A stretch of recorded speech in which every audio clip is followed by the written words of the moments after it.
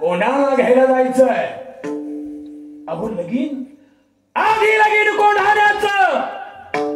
बायका पूर्वीच्या नवऱ्याच्या पुढे जात नव्हत्या. मला पंचारतीचं ताट आणलं, तानाजी मालुसऱ्यांना त्या माऊलीनं कुंकुम तिलक केलं, वाऱ्याची झुळूक आली, दिवा विझला. सांगितलं धनी एक बोलू, माहितीये माझं बोलणं तुम्हाला पटणार नाही, तुम्ही माझं ऐकणार नाही, तरी सांगते. दिवा विझला हा अपशकुन आहे. युद्धावर जाऊ नका, माझ्या कुंकवाला धोका दिसतोय. आपल्या हातानं बायकोच्या कपाळावर कुंकू तानाजी मालुसरेनं पुसलं आणि कोंडाना घेण्याकरता गेले. आणि कोंडाना तानाजीने घेतला.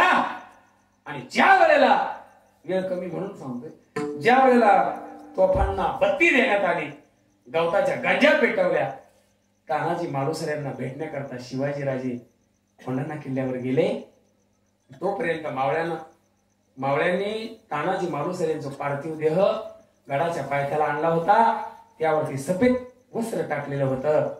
राजे आले आणि विचारू लागले, कुठे माझा ताना? कुठे ताना? ताना कुठे? ताना कुठे? वाऱ्याची झुळूक आली. तानाजीच्या पार्थिव देहावरचा कपडा बाजूला सरकला आणि त्या पार्थिव देहाकडे पाहून राजा हंबरडा फोडून रडला. याला म्हणायचं राजा. रडले राजे, ताना! अरे राजा, काय जाऊन सांगू माझ्या वहिनीला? मावळ्याच्या पत्नीला वहिनी आणि आई म्हणणारा, याला म्हणायचं राजा. महाराजांनी आपल्या कमरेचा शेला सोडला, कमरेला असलेला भगवा शेला सोडला आणि तानाजीच्या पार्थिव देहावरती अंथरला.